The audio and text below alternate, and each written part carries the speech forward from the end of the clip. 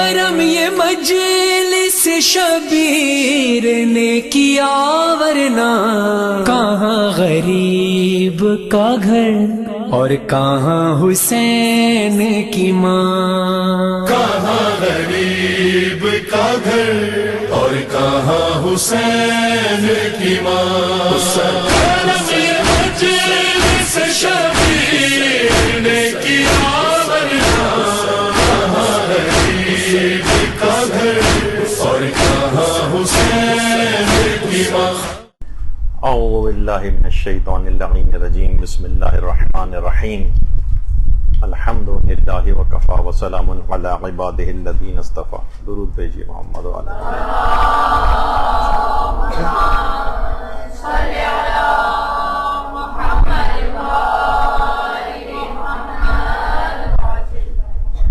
عام طور پر عمومی زندگی میں عزاداری سے متعلق کچھ باتیں، کچھ سوالات، شبہات دماغوں کے اندر پیدا ہوتے ہیں، تو بہت سی چیزیں، بہت سی سنی سنائی تو بہت ہوتی ہیں، لیکن دلائل کے ساتھ واقفیت نہیں ہوتی کہ اس کے اندر کوئی حقیقت ہے یا نہیں ہے، یہ بات ایسے ہی مشہور ہو گئی ہے۔ اس میں ایک جملہ آپ نے بہت ذاکرین سے، ذاکرات سے یہ سنا ہوگا کہ جس وقت مجالس عزا برپا ہوتی ہے تو معصومین علیہم السلام اس مجلس عزا کے اندر یا ان مجالس عزا میں خود حاضر ہوتے ہیں، شریک ہوتے ہیں۔ تو اس مسئلے میں اصلاً دیکھا جائے سنی ہوئی تو بات بہت ہے، لیکن دو ایکسٹریمز پائی جاتی۔ ہمارے ہاں مسئلہ یہی ہے کہ چیزوں میں بہت افراط و تفریط ہوتی ہے، یعنی لوگ حد اعتدال پہ نہیں ہوتے اور ایک دم سے ایکسٹریم پر چلے جاتے ہیں، اور درمیان میں جو حد اعتدال کی راہ ہوتی ہے وہی راہ رشد و ثواب ہوتی ہے، یعنی وہی سب سے بہتر راہ ہوتی ہے۔ تو ایک ایکسٹریم تو اس مسئلے کی یہ ہے کہ معصومین کا آنا ناممکن ہے، ایک دفعہ جو اس دنیا سے چلا گیا ہے وہ اب اس دنیا کے اندر واپس نہیں آئے گا، اس کی بھی بہت شور اٹھتا ہے کہ پہلی انتہا پسندی۔ وہ کہتے نہیں معصومین کا آنا یہ ناممکن چیز ہے، اور بلکہ وہ یہاں تک کہتے ہیں کہ جو نظریے کا قائل ہو کہ معصومین عالم ارواح سے اس دنیا کے اندر مجالس عزا کے اندر شریک ہونے کے لیے آتے ہیں، وہ غالی ہیں، یہ افراد، یہ لوگ شرک کرتے ہیں، تو غالی اور مشرک ہونے کا ان افراد کے اوپر وہ افراد الزام لگاتے ہیں۔ تو یہ خود ایک انتہا پسندی، وہ کہتے ہیں معصومین کا آنا ناممکن ہے۔ اچھا، دوسری ایکسٹریم کیا ہے؟ دوسری انتہا پسندی یہ ہے کہ ہر شخص اس بات کا مدعی ہے، بہت سی مجالس کے اندر تو باقاعدہ یہ نعرے لگتے ہیں، اب آپ سب لوگ خاموش ہو جائیں، اب حضرت زہرا تشریف لے آئی ہیں، اب امیر المومنین آ گئے ہیں، امام حسین آ گئے ہیں، اس طرح کے بھی نعرے لگتے ہیں۔ یہ دوسری انتہا پسندی، اس کے متعلق ابھی آگے چل کے فتاوی وغیرہ بھی ذکر ہوں گے۔ تو اصل جو بات ہے اس کے اندر حد اعتدال یہ ہے کہ ان معصومین علیہم السلام کا ان مجالس عزا میں آنا یہ امر ممکن ہے، اور یہ واقع ہونے کے بہت قریب ہے۔ یعنی ابھی آگے چل کر کچھ روایات بھی آپ کے سامنے آئیں گی، مجتہدین کے فتاوی وغیرہ بھی ذکر ہوں گے کہ یہ آنا ممکن ہے، ان ہستیوں کا ان مجالس عزا کے اندر آنا ممکن ہے۔ اس پر اتنے زیادہ مشاہدات ہیں، اتنے زیادہ مکاشفات ہیں، اتنے زیادہ علماء کے اقوال ہیں، اتنے زیادہ صاحبان ایمان کی اپنے مشاہدے کی چیزیں ہیں کہ اس کے اوپر کئی درس ہو سکتے ہیں اگر وہ سب بیان کرنے بیٹھے۔ تو اچھا، اب یہ دونوں افراد ایک دوسرے کو بالکل رد کرتے ہیں، وہ کہتے ہیں کہ یہ لوگ غالی اور مشرک ہیں، اور جو اس حد تک قائل ہیں وہ ان کو کہتے ہیں کہ یہ لوگ مقصر ہیں۔ تو بہرحال درمیانی راہ ہے کہ ائمہ جس مجلس میں بھی چاہیں آ سکتے ہیں اور آتے ہیں، لیکن یہ کہ ہر شخص اگر اس طرح کا کوئی دعویٰ کرنے لگے کہ نہیں اسی کی مجلس میں، یعنی ہر طرح کی مجلسیں ہو رہی ہیں، یہاں تو ایسے افراد بھی ہیں آپ کو پتا ہے کہ وہ کس طرح کے مضامین اپنی مجلسوں کے اندر پڑھتے ہیں، عورتوں کی کتنی بے پردگی کے لحاظ سے بری حالت ہوتی ہے، تو وہ ان مجالس کے اندر بھی وہ ہستیاں تشریف لائیں. اس پہ بھی آگے چل کر ہماری گفتگو ہوگی اور علماء کے اقوال بیان ہوں گے.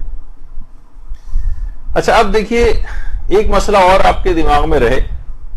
کہ کیا یہ عقیدہ رکھنا واجب ہے؟ کیا یہ عقیدہ رکھنا واجب ہے کہ ائمہ مجالس کے اندر آتے ہیں؟ تو دیکھیے نہ تو یہ عقیدہ رکھنا واجب ہے، یعنی اگر کوئی عقیدہ نہیں رکھتا تو کوئی بات نہیں، وہ شیعت سے خارج نہیں ہوگا، اور نہ ہی ایسا عقیدہ کوئی کہے کہ نہیں ایسا عقیدہ رکھنا حرام ہے کہ جس سے انسان غالی اور مشرک ہو جاتا ہے، تو ایسا بھی کوئی مسئلہ نہیں. یعنی اس کے اندر نہ تو کسی کے کفر و ایمان کا کوئی مسئلہ ہے، نہ ہی اس کے اندر کسی کی شیعت کا کوئی مسئلہ ہے.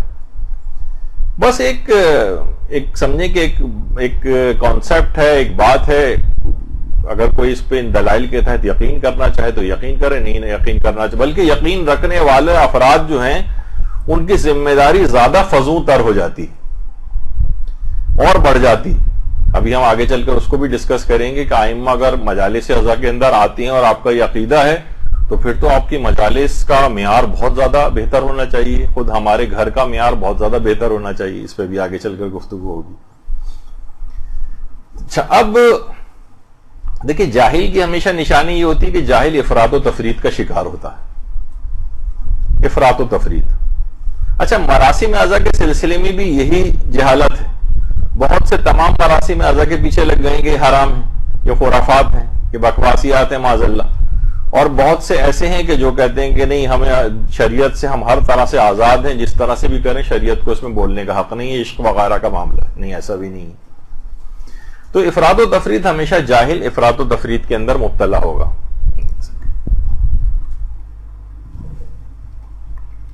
تو جاہل کی یہ خصوصیت ہوتی.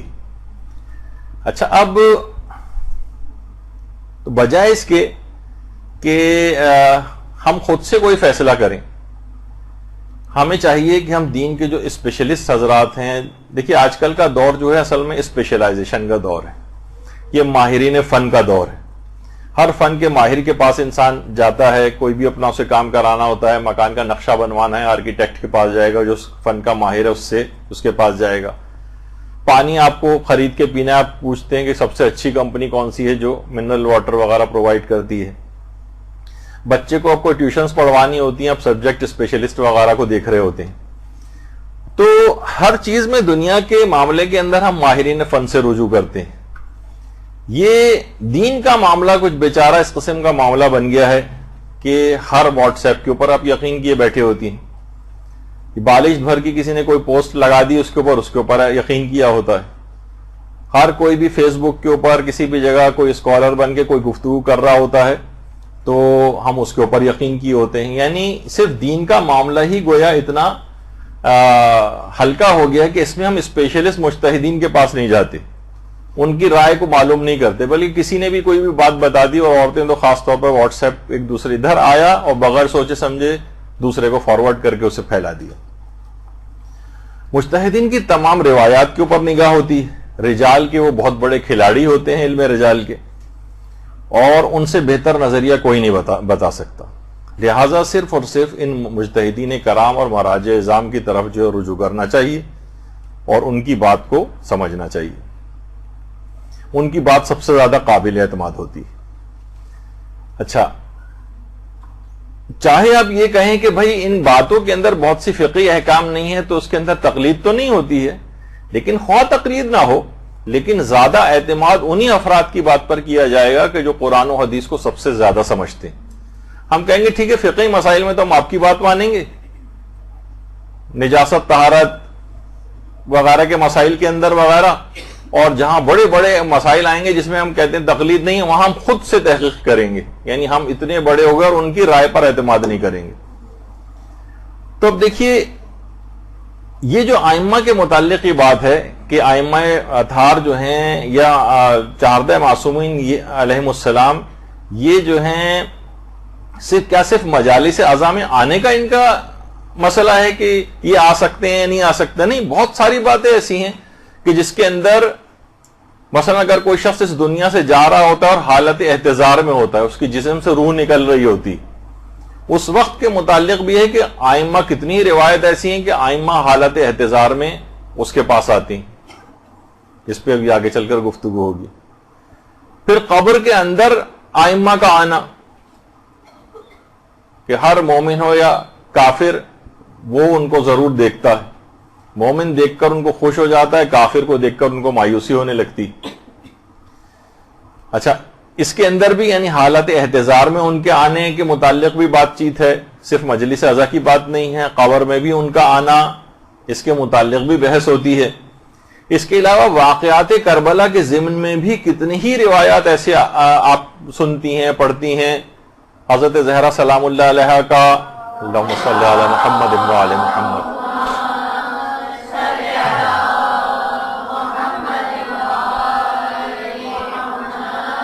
شہادت امام حسین علیہ السلام کے وقت تشریف لانا، اسی طریقے سے حضرت رسول خدا کا، اور بہت ساری اس طرح کی باتیں. اسی طرح زائرین کے پاس ان ہستیوں کا آنا، اس کے متعلق بھی ہیں، روایات بھی ہیں، واقعات بھی ہیں، مشاہدات بھی ہیں، مکاشفات بھی ہیں، بے شمار اس طرح کی چیزیں ہیں، اور علماء اور مجتہدین کے فتاوی بھی. اچھا، اب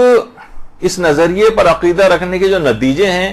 یہ بھی ابھی ہم آگے چل کر ڈسکس کریں گے، لیکن پہلے ایک واقعے سے اس کی ابتدا کرتے ہیں جس سے آپ کو سمجھ میں آئے گا. مثلا ایک مجتہد گزرے ہیں آیت اللہ کربلائی احمد تہرانی. تہران سے ان کا تعلق تھا، لیکن ان کا پورا خاندان کربلا میں جا کر آباد ہو گیا تھا. اور یہ کربلائی احمد تہرانی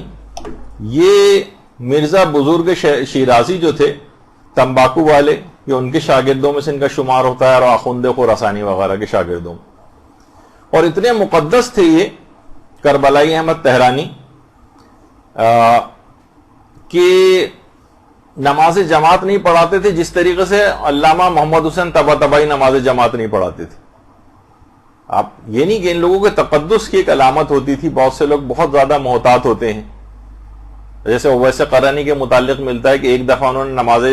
جماعت کی امامت کی تھی، اس کے بعد سے کہا تھا اب نہیں پڑھاؤں گا میں، کیونکہ مجھے دل میں یہ خیال پیدا ہونے لگا تھا کہ میں ان سب لوگوں سے افضل ہوں، جبھی تو مجھے آگے کھڑا کیا گیا ہے، تو میں اپنی عاقبت برباد نہیں کر سکتا. ان کا ایک کمال احتیاط ہوتا ہے علماء کا. تو آیت اللہ محمد حسین طباطبائی کی طرح سے کربلائی احمد تہرانی بھی نماز جماعت نہیں پڑھاتے تھے. اور آیت اللہ علی آقا قاضی بھی اسی طرح سے تھے، وہ بھی نماز جماعت نہیں پڑھاتے تھے، کیونکہ کمال احتیاط کا ایک مرحلہ ہوتا ہے جو ان لوگوں کے ساتھ ہی سازگار ہوتا ہے. ہر کوئی شخص اس طرح کے طریقوں پہ عمل بھی نہیں کر سکتا ہے. اور کربلائی احمد تہرانی میں ان کا تعارف اس وجہ سے کر رہا ہوں، جو واقعہ بھی آپ کے سامنے آئے گا، کہ مجتہد مسلم تھے لیکن کبھی اپنا رسالہ عملیہ نہیں لکھا، تقلید بھی اپنی نہیں کرواتے تھے. اور اس قدر گریہ و بکا کرتے تھے، اس قدر گریہ و بکا کرنے والے تھے، خاص طور پر اپنی جو نمازیں نافلہ یہ پڑھتے تھے اس کے اندر بہت زیادہ گریہ کرتے تھے، بے تحاشا گریہ، کہ ان کا نام ہی پڑ گیا تھا بکا. اور امام حسین پہ گریہ کر کر کے اپنی ایک آنکھ بھی ضائع کر لی تھی، اس قدر کہ واحد العین کے نام سے مشہور ہو گئے تھے. اور باقاعدہ جو کتاب ہے آثار و برکات توسل کے نام سے، اس میں ان کا ایک واقعہ ہے کہ ایک بار عاشورے کے روز انہوں نے اپنے گھر میں مجلس عزا رکھی اور لوگوں کو اطلاع کر دی کہ جن جن افراد کو آنا ہے اس ٹائم کے اوپر عاشور کے روز میرے گھر مجلس ہے.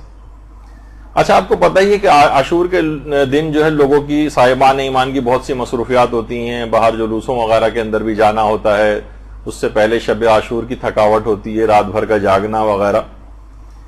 تو کچھ مصروفیات کی وجہ سے لوگ ان کے گھر مجلس عزا میں نہیں پہنچے. یہ خود فرماتے ہیں کربلائی احمد تہرانی کہ میں اپنے گھر میں جو سماوار رکھا ہوا تھا اور اس کے پاس میں بالکل افسردہ بیٹھا ہوا تھا اور رنج و غم سے میرا دل تڑپ رہا تھا کہ میں نے مجلس عزا میں لوگوں کو بلایا لیکن کوئی بھی نہیں آیا. اس حزن و ملال کی کیفیت میں اچانک میری نگاہوں کے سامنے سے پردے ہٹ گئے اور دیکھا کہ حضرت امیر المومنین علیہ السلام اپنے تمام فرزندوں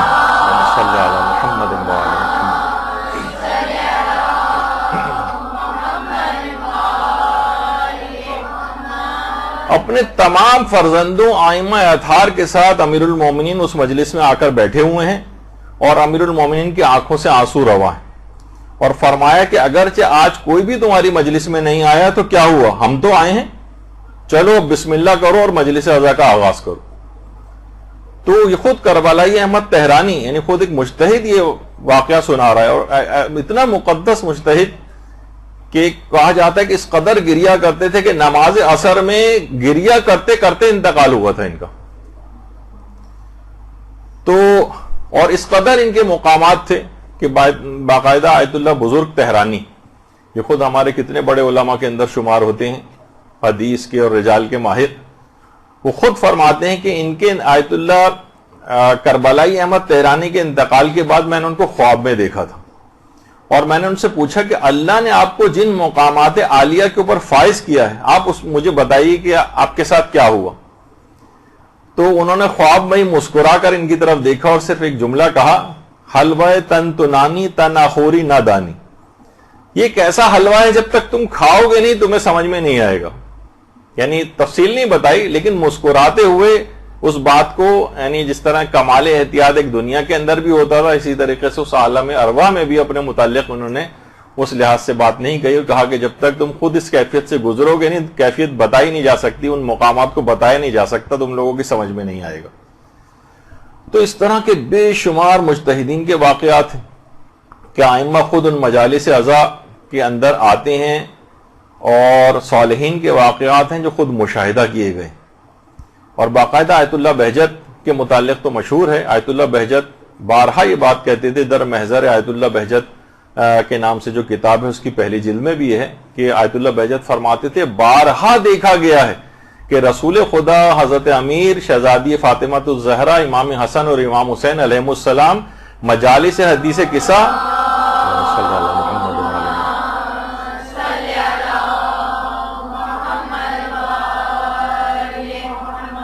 اور مجالس توسل میں حاضر ہوتے، بارہا دیکھا گیا ہے، بارہا دیکھا گیا ہے۔ تو اس سے بھی آپ اندازہ لگائیں، اسی وجہ سے آیت اللہ بہجت بہت زیادہ مجلس عزا کے احترام کے قائل تھے، اور جو شخص بھی مجلس عزا میں ان کے گھر آتا تھا ہر شخص کا اس طرح سے کھڑے ہو کر استقبال کرتے تھے، حتیٰ کہ آنے والے چھوٹے چھوٹے بچوں کے احترام میں آیت اللہ بہجت کھڑے ہو جاتے تھے کہ یہ بزرگ اور جوان ان کا احترام کہ نہ جانے معصومین کب اس مجلس کے اندر تشریف لے آئیں، تو مکمل عزت اور احترام ان مجلس عزا میں شریک ہونے والوں کا ہونا چاہیے۔ اسی مجلس عزا کا اس قدر احترام کہ آیت اللہ گلپائیگانی جس زمانے میں ہاسپٹل میں ایڈمٹ تھے، یہ تو خیر بالکل آخری وقت کی تقریباً ان کی کچھ تصاویر ہیں کہ جب انتقال ہونے والا تھا، یعنی آخری دن ان کے چل رہے تھے، لیکن اس سے پہلے جب کسی حد تک بہتر بھی تھی طبیعت اور ہاسپٹل میں تھے، تو ہاسپٹل میں بہت سارے لوگ دیکھنے کے لیے آتے تھے، تو ان میں ایک مرثیہ خان اور نوحہ خان بھی ان کے پاس آیا، اور وہاں پر بھی ایک طریقہ کار ہے کہ کوئی بھی مرثیہ خان یا نوحہ خان کسی مریض کی عیادت کے لیے آئے تو وہ آ کر کچھ نہ کچھ سناتا ہے ان کو، کوئی نوحہ کوئی مرثیہ، اس کے اندر ایک برکت بھی ہے۔ تو اس کو فوراً روک دیا آیت اللہ گلپائیگانی نے، ابھی رک جاؤ، اور باقاعدہ اس کے بعد انہوں نے باوضو ہوئے اور اپنے آبا اور قبا کو منگوایا کہ یعنی دماغ میں کانسیپٹ یہ کہ جس وقت اس کا تصور مکمل احترام کے ساتھ مجھ کو مجلس عزا سننی ہے، یہ نوحہ سننا ہے، یہ مرثیہ سننا ہے، گریہ ہونا ہے، ایک لحاظ سے مجلس عزا کی سی کیفیت ہو جائے گی، ائمہ معصومین کا اس کے اندر آنا ہو سکتا ہے، تو مکمل احترام کے ساتھ لباس بھی مناسب ہو، اس طرح سے اتنا اہتمام کر کے آیت اللہ گلپائیگانی بیٹھا کرتے تھے۔ اچھا یہ اتنا اور بتا دیا جائے کہ باقاعدہ اس کا ایک آیت اللہ بہجت نے مریض کی شفا یابی کی جو اعمال بتائیں، اس میں بہت ساری چیزیں اس کے اندر ہیں، وہ تو بھی بیان کرنا مقصد نہیں ہے، لیکن 6 نمبر کے اوپر یہ جو چیز لکھی ہوئی ہے، آیت اللہ بہجت فرماتے تھے مصائب محمد و آل محمد علیہ السلام مریض کو اس طرح سے سنائیں کہ وہ متاثر ہو جائے اور غمگین ہو کر گریہ کرے۔ یہ اگر کسی جگہ مریض کے ساتھ ایسا ہو تو اس کو مصائب سنا کر گریہ کروایا جائے، یہ شفا یابی کے لیے بہت مجرب عمل ہے۔ تو اس لحاظ سے آیت اللہ گلپائیگانی اور دیگر جو علماء ہیں ان کے پاس بھی جب کوئی اس طرح سے افراد جاتے ہیں تو وہاں کچھ نہ کچھ نوحہ مرثیہ یا کوئی ایسا ذکر مصائب کا کرتے ہیں کہ ان کو رونا آ جائے، یہ شفا یابی کے اندر بہت مؤثر سمجھا گیا۔ تو بہرحال پوری تیاری کے ساتھ آیت اللہ گل پائگانی اس طرح سے بیٹھے، اور اس کے بعد پھر انہوں نے جو ہے وہ مرثیہ اور نوحہ وغیرہ سنا. تو یہ تمام چیزیں ایسی ہیں کہ علماء اور مجتہدین اس کے اتنے زیادہ قائل ہیں. اچھا، اب تاکہ احترام کے کوئی منافی نہ ہو جائے کوئی چیز. اچھا، اب کیا ائمہ معصومین کا مجالس اعضاء میں آنا ممکن ہے؟ اس پہ مجتہدین نے کچھ فتاوے وغیرہ بھی دی ہیں. جیسے آیت اللہ خوئی کے متعلق آیت اللہ صادق روحانی باقاعدہ جو آج کل بھی مجتہدین زندہ مراجع میں سے ہیں، وہ کہتے ہیں کہ زمانے غیبت کبریٰ سے لے کر آج تک آیت اللہ خوئی سے بڑا کوئی مجتہد نہیں گزرا. یعنی ان کی بھی اس لحاظ سے گواہی، آیت اللہ خوئی کی تقلید میں جو لوگ باقی تھے آج تک ان کی تقلید میں باقی چل رہے ہیں، کیونکہ سب مراجع کہتے ہیں کہ مردہ مجتہد اگر عالم ہے تو اس کے فتووں پہ باقی رہنا، جیسے آقا سیستانی بھی اس بات کے قائل ہیں کہ واجب ہو جاتا ہے. تو ان کی تقلید میں ابھی تک لوگ باقی ہیں ان کے علم کے اعتبار سے. جب ان سے بھی پوچھی گئی یہ بات تو باقاعدہ جو ان کی کتاب ہے سیرات النجات جو ان کی کتاب ہے استفتاء کی، اس کے اندر بھی آقا خوئی نے یہ بات لکھی، اور اس کی تیسری جلد کے اندر یہ بات ہے، تیسری جلد میں. اور باقاعدہ یہ تیسری جلد ہے ان کی کتاب کی، اور اس کے اندر یہ والا مسئلہ آیت اللہ خوئی سے پوچھا گیا ہے کہ آپ یہ بتائیے کہ روایات کے اندر جو یہ بات آئی ہے کہ رسول خدا اور حضرت زہرا جو ماتم عزائے حسین کی جو مجالس ہوتی ہیں اس کے اندر شریک ہوتے ہیں، تو آپ کی اس متعلق کیا رائے ہے؟ اور اگر یہ بات صحیح ہے کہ وہ شریک ہوتے ہیں تو کیا باقی سب ائمہ بھی اس میں شریک ہوتے ہیں؟ تو آیت اللہ خوئی نے کہا کہ جی ہاں، یہ بالکل امر ممکن ہے. وبعض الروایات دلت علیہ، اور بہت سی روایات، بعض روایات اس بات پر دلالت کرتی ہیں. تو آیت اللہ خوئی بھی اس بات کے قائل ہیں کہ مجلس امام حسین علیہ السلام میں جناب رسول خدا، شہزادی زہرا اور دیگر معصومین کا آنا امر ممکن ہے، کیونکہ بعض روایات اس مطلب پر دلالت کرتی ہیں. باقاعدہ آیت اللہ فقی جیسے عظیم فقی کا جو ہے یہ نظریہ ہے. تو اسی طریقے سے آیت اللہ اسحاق فیاض سے بھی یہ والا مسئلہ پوچھا گیا.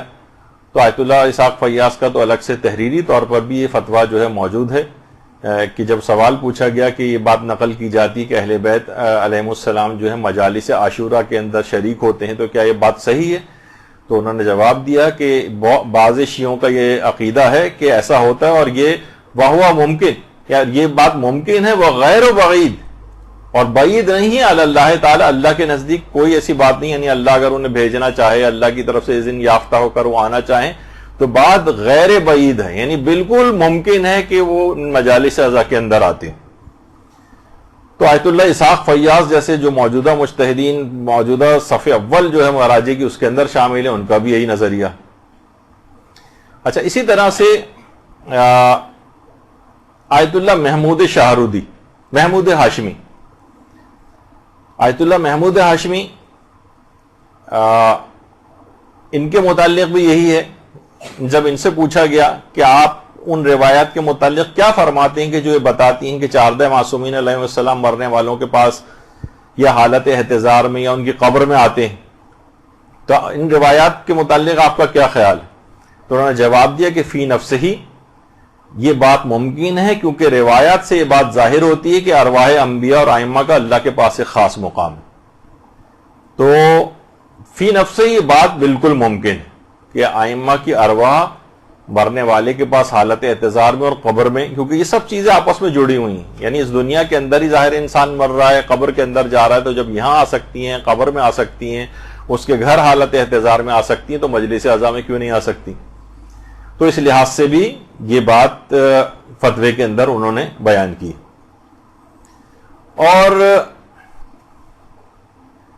آیت اللہ سیستانی سے بھی یہ بات پوچھی گئی کہ بعض خطبہ یہ کہتے ہیں کہ حضرت زہرا اور تمام ائمہ معصومین اجمعین جو ہیں وہ مجالس اعضاء میں آتے ہیں، تو کیا یہ عقیدہ رکھنا اسلام کے منافی ہے؟ یعنی یہ عقیدہ رکھا جائے تو کیا اسلام کے خلاف کوئی بات ہے کہ یہ مجالس اعضاء میں آتے ہیں؟ یعنی اتنا یہ لوگ پروپیگنڈا انہوں نے کیا ہے کہ اچھے خاصے لوگ بھی ابھی اس بات کے منکر ہو گئے کہ ائمہ قبر میں بھی آتے ہیں. تو آیت اللہ سیستانی نے کہا کہ مصادر اسلامی ماخذوں میں یعنی کتاب و سنت میں ایسا کچھ نہیں ہے کہ جس سے یہ پتہ چلے کہ عقیدہ رکھنا خلاف اسلام ہے. ایسا کوئی کتاب و سنت کے اندر نظریہ نہیں پایا جاتا کہ اگر کوئی یہ عقیدہ رکھے کہ ائمہ معصومین جو ہیں وہ مجالس عزا میں یا مثلا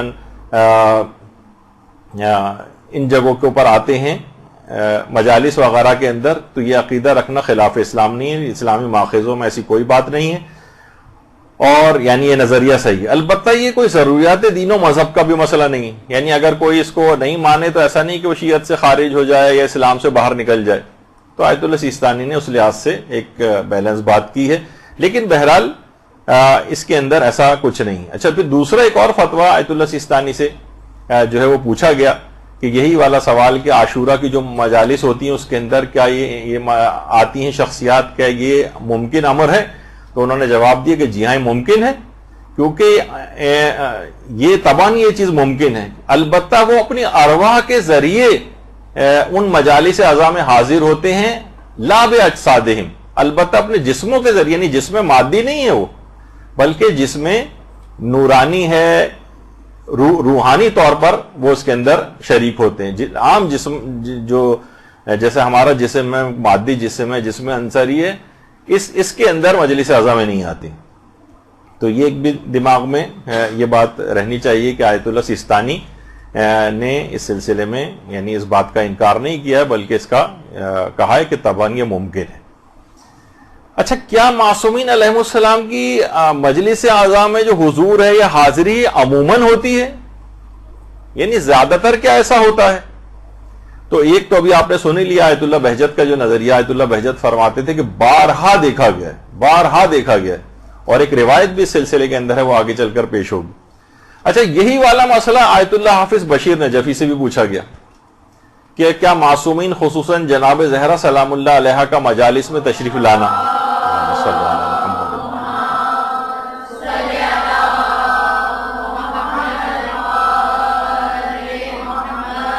کیا کسی روایت کے اندر اس کا تذکرہ ملتا ہے؟ تو انہوں نے جواب دی کہ بعض روایات سے یہ اس کا ثبوت ملتا ہے، یہ بات ثابت ہوتی ہے کہ وہ مجالس اعضاء میں تشریف لاتی۔ پھر دوسرے دو سوال ان سے اور کیے گئے، کیا امیر المومنین علیہ السلام ہر مرنے والے کے پاس قبر میں تشریف لاتے ہیں؟ تو آیت اللہ حافظ بشیر نجفی نے فرمایا، جو ان کی کتاب شاعر حسینیہ کے اندر موجود ہے، بِاسْمِهِ سبحانہ، کئی روایات میں اس کا تذکرہ ملتا ہے، اور صاحب وسائل نے الفصول المہمہ میں امیر المومنین علیہ السلام کے انسان کی جان نکلنے کے وقت موجود ہونے کی بہت ساری روایات نقل فرمائی ہیں، جن سے ان کے صحیح مطلب ہونے کا اطمینان حاصل ہو جاتا ہے، یعنی کہ یہ بات صحیح ہے کہ امیر المومنین ہر مرنے والے کے پاس قبر میں تشریف لاتے ہیں۔ پھر دوسرا سوال یہی کیا گیا کہ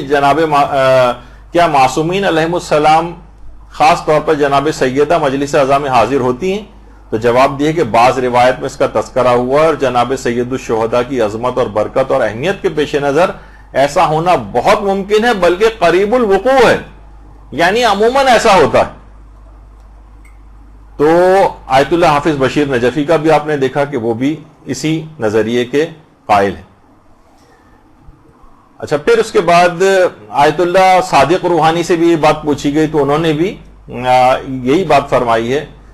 کہ آیات سے بھی اور کچھ نصوص اور ایسی ہیں، یعنی صحیح احادیث، اس سے بات پتہ چلتی ہے کہ پیغمبر اکرم اور ائمہ معصومین علیہ السلام موت کے وقت اور قبر کے اندر جب سختیاں پیش آتی ہیں تو مدد کے لیے وہ لوگ تشریف لاتے ہیں، اور یہ ایک ایسے تصرفات ہیں جو اللہ نے باقاعدہ اللہ کی اجازت سے ان کو دیے گئے ہیں، جس کی تفصیل الگ مقامات کے اوپر ملتی ہے۔ تو بہرحال انہوں نے بھی اس سلسلے میں یہ پوچھا کہ جب پوچھا گیا تو جواب یہی دیا کہ ائمہ کا اور حضور اکرم کا موت کے وقت اور قبر کے اندر اعانت کے لیے تشریف لانا یہ بالکل ثابت شدہ بات ہے، اور روایات سے یہ بات پتہ چلتی ہے۔ اچھا، پھر کیا یہ حضور، ایک سوال یہ بھی ہوتا ہے کہ بہت سے روایات سے یہ بات پتہ چلتی ہے، تو سوال بھی یہی کیا جاتا ہے علماء سے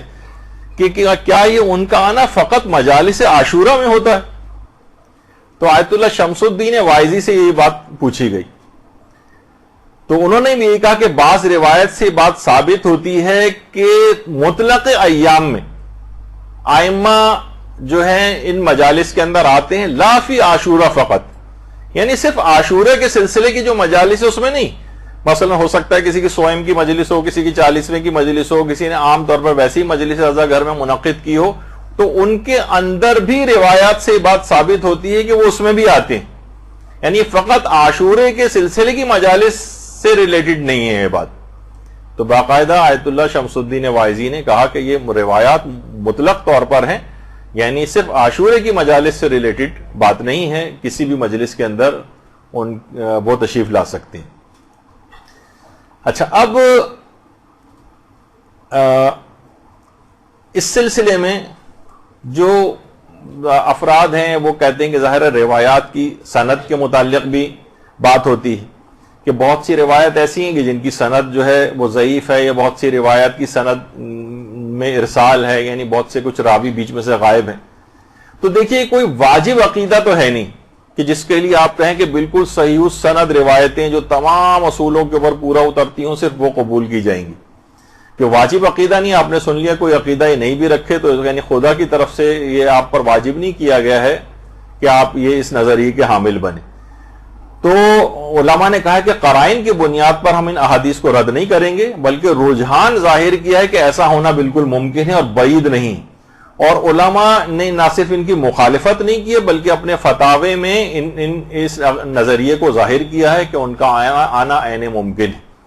بلکہ بارہا ان کو دیکھا گیا ہے. تو اس لحاظ سے علماء کا ان احادیث کے اوپر عمل کرنا یہ جابر ذوف سند بن جاتا ہے, یعنی ان کی سند کے ذوف کو ختم کر دے گا, اور اس پہ اطمینان کے ساتھ کوئی بھی شخص اگر عقیدہ بھی رکھنا چاہے اس بات پہ تو اس کے اندر بھی کوئی حرج نہیں ہے, کیونکہ اس کے اندر بلکہ بعض مراجع تو اس حد تک قائل ہیں, جیسے آیت اللہ نائنی یعنی بہت ہی, یعنی اس وقت کے جتنے بھی, جیسے ابھی آپ نے آیت اللہ خوئی وغیرہ اور اس لیول کے علماء کا سنا, یہ ان کے بھی اساتذہ کے اندر سے تھے. آیت اللہ ضیاء الدین عراقی اور جو بہت ہی آیت اللہ نائنی. تو آیت اللہ نائنی نے تو اس نظریے کو تقریباً ضروریات مذہب شیعہ میں سے قرار دیا تھا. ضروریات مذہب شیعہ, خیر موجودہ مجتہدین تو یہ بات نہیں کہتے ہیں, لیکن میں اس کی اہمیت کے پیش نظر بتا رہا ہوں کہ ان کا نظریہ یہ تھا کہ یہ مسئلہ بالکل امور قطعیہ میں سے ہے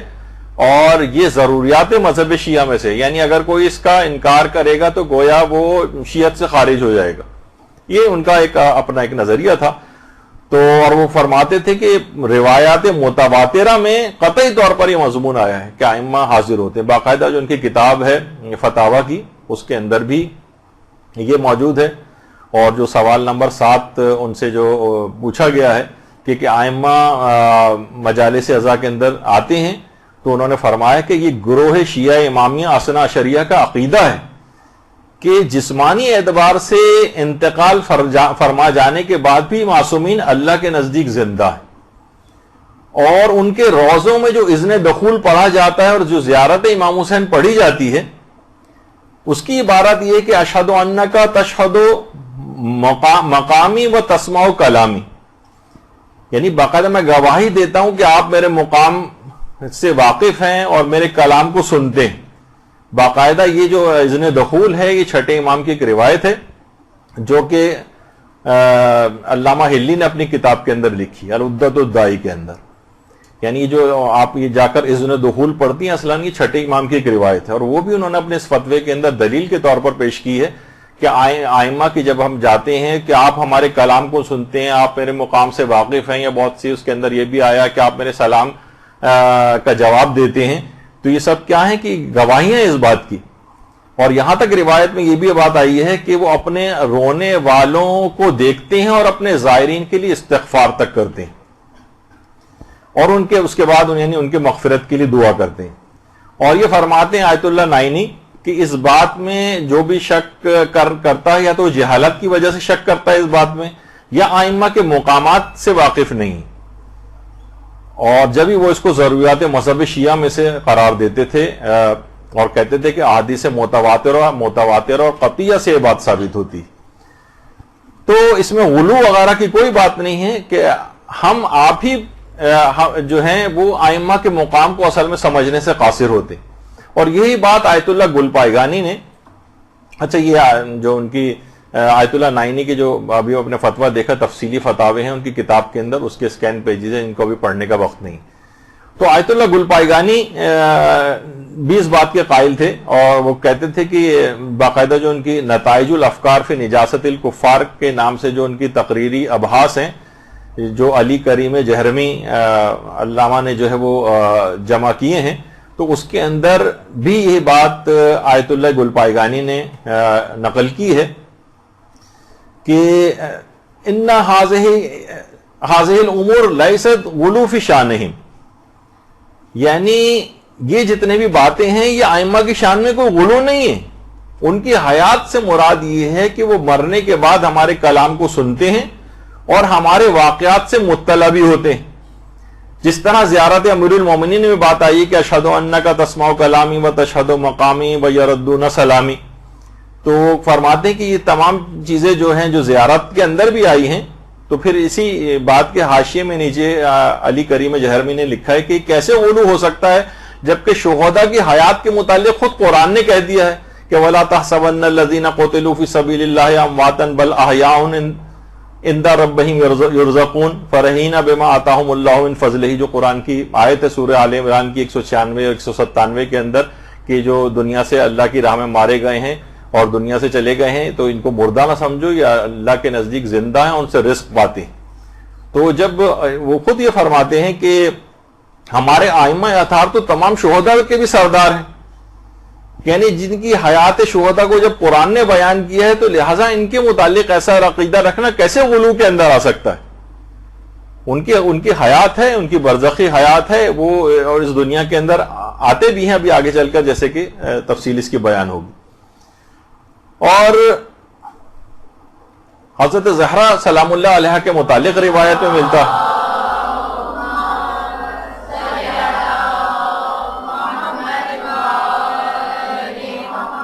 باقاعدہ کامل الزیارات کی جو، بلکہ اس کا جو ڈائریکٹ ہی ہم نے اس کے اوپر پوسٹ بھی بنائی تھی کہ دختر رسول حضرت فاطمہ الزہرا سلام اللہ علیہ اپنے بیٹے حسین علیہ السلام کی قبر کے زائرین کے پاس تشریف لاتی ہیں اور اللہ سے ان کے گناہوں کی مغفرت طلب کرتی ہیں. یعنی زائرین کے پاس خود تشریف لاتی ہیں، یعنی وہ اس دنیا کے اندر معصومین کا آنا، حضرت زہرا کا آنا، یہ باقاعدہ روایات کے اندر یہ بات بیان ہوئی، کامل الزیارات کے اندر بھی اس لحاظ سے ہے. اور آیت اللہ مرشی نجفی نے تو باقاعدہ اپنے والد کا، میں کئی دفعہ اس واقعے کو پڑھ بھی چکا ہوں، لیکن انہوں نے بڑے تفصیل کے ساتھ اپنے مکاشفات کو آیت اللہ مرشی نجفی نے بیان کیا تھا. نہ جانے کتنے واقعات انہوں نے معصومہ قوم کے سلسلے میں بیان کیے ہیں کہ کتنی دفعہ معصومہ قوم سے ان کی ملاقات ہوئی ہے، مکاشفے میں ملاقات ہوئی ہے، اور باقاعدہ ان کا جو وصیت نامہ چھپا ہے اس کے اندر بھی ان کے تمام ان واقعات کو جمع کیا گیا ہے. اور ایک زمانہ تھا جب ابتدائی جوانی کا، تو ان کے پاس بہت سارے پرابلمز وغیرہ تھے، تو بالآخر یہ مایوس ہو کر کربلا پہنچے تھے، اور وہاں پر امام حسین، وہاں دیکھا انہوں نے کہ ذریعے امام حسین کے پاس کربلا میں بہت ساری ارواح ہیں جو کہ قرآن پڑھ رہی ہیں، یعنی ان کا کام ہی ہے کہ امام حسین کی قبر کے پاس بیٹھ کر تلاوت قرآن کریں، جس میں ان کے اپنے والد کی روح بھی وہاں پر موجود تھی. خود انہوں نے کہا میں نے دیکھا کہ میرے والد کی روح بھی تلاوت قرآن کر رہی ہے. ان کی والد کی روح نے ان کو دیکھا، ان کے پاس آئی اور آ کر کہا کہ تمہیں کیا کام ہے امام سے؟ انہوں نے کہا کہ مجھے یہ فلاں فلاں چیزیں امام سے دریافت کرنی ہیں، میرے کچھ حاجات ہیں. کہا کہ تم جو پوچھنا ہے جلد پوچھ لینا، کیونکہ امام حسین علیہ السلام کو اپنے ایک بیمار زائر کی عیادت کے لیے جانا ہے. درود بھیجیے محمد و آل محمد.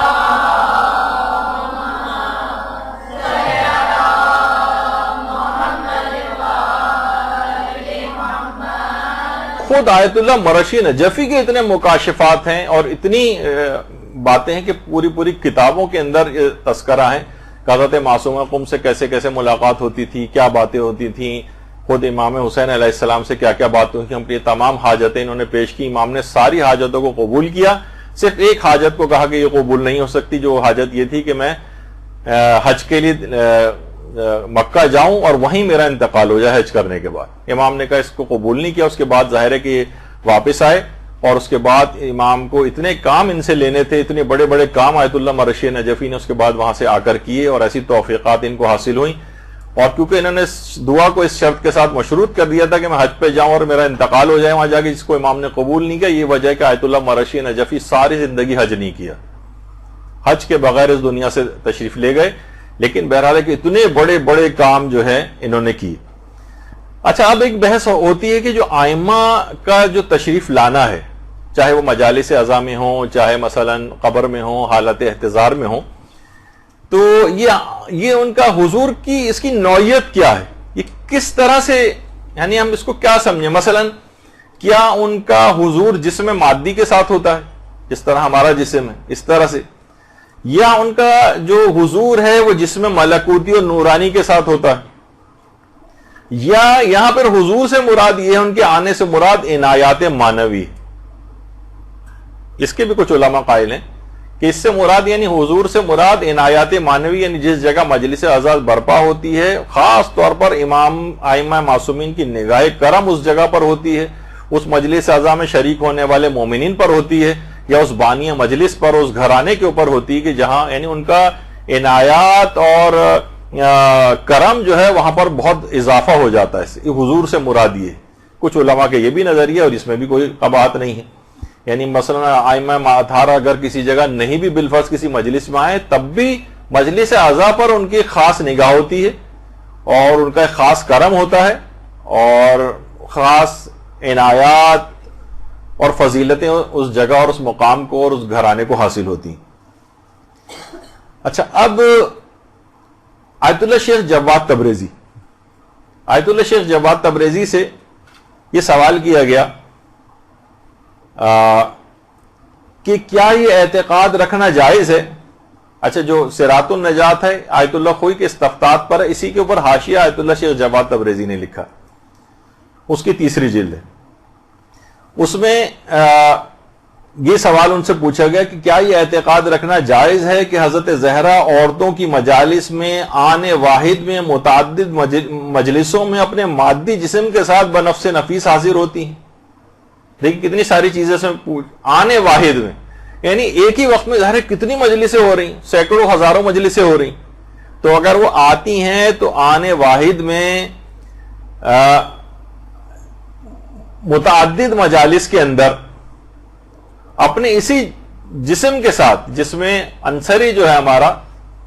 گوشت خون سے بنا ہوا جو جسم ہوتا ہے، کہ کیا اسی جسم کے ساتھ حاضر ہوتی ہیں. تو آیت اللہ شیخ جواد تبریزی نے اس کا جواب دیا کہ نوری اور ملکوتی صورت میں ایک وقت میں متعدد جگہ حاضر ہونے میں کوئی مشکل نہیں، نوری اور ملکوتی جسم میں، کیونکہ وجود نورانی زمان و مکان کی قید سے آزاد ہوتا ہے، اور جس میں عنصری جو ہے جو ہمارا مادی جسم، اس کی ایک خصوصیت نہیں ہے، یہ زمان و مکان کا محتاج ہوتا ہے. یعنی ہم مثلا اگر کسی جگہ پہ، میں اس وقت یہاں پہ موجود ہوں تو میں نیچلے گراؤنڈ فلور پر موجود نہیں ہوں، میں آپ کی والی جگہ پہ کہیں موجود نہیں ہوں، جس میں جو ہمارا جسم ہے یہ اس کی خصوصیت ہے، ایک جگہ پہ ہوتا ہے تو دوسری جگہ اس سے خالی ہوتی. لیکن جو جسم نورانی اور ملکوتی ہوتا ہے اس کے لیے یہ والی شرط نہیں، وہ زمان و مکان کی قید سے آزاد ہے، وہ آنے واحد میں متعدد جگہوں کے اوپر بھی حاضر ہو سکتا ہے. اس کی بھی مثالیں آگے چل کر آنے والی. تو انہوں نے فرمایا کہ اس کے اندر کوئی قباحت نہیں ہے، بالکل اس کو اس پہ نظریہ رکھنا کہ البتہ جس میں مادی کے ساتھ ظاہر نہیں ہوتی، البتہ جس میں نورانی اور ملکوتی کے ساتھ حضرت زہرا آنے واحد میں متعدد مجلسوں میں حاضر ہو سکتی. اس میں کوئی قباحت نہیں، کیونکہ باقاعدہ ایک بحث آتی ہے، علمی بحث، کہ بھائی ایک وقت میں ایک جگہ پر جسم موجود ہوتا ہے تو دوسری جگہ خالی ہوتی، تو کیسے ممکن ہے کہ ایک ہی وقت میں ایک جسم کئی جگہوں کے اوپر موجود ہو. تو یہ جسم مادی کے ساتھ یہ والی پرابلم ہے، لیکن جسم نورانی اور ملکوتی کے ساتھ نہیں. اچھا یہی سوال آیت اللہ حافظ بشیر نجفی سے بھی پوچھا گیا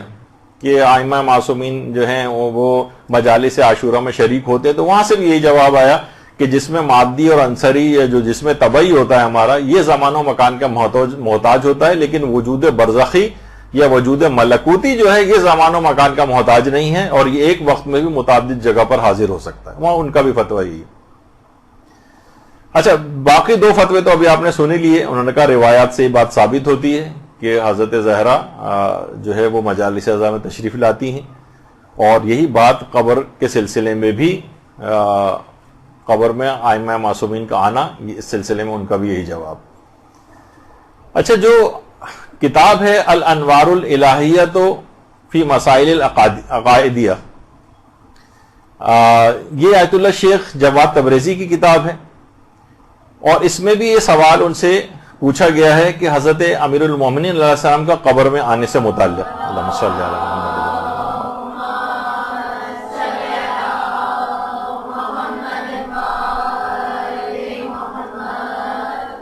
سوال یہ پوچھا گیا ایک وقت میں بہت سے لوگ مر رہے ہوتے ہیں تو کیا امیر المومنین ایک ہی وقت میں سب کے پاس یعنی کس طرح سے آ سکتے ہیں؟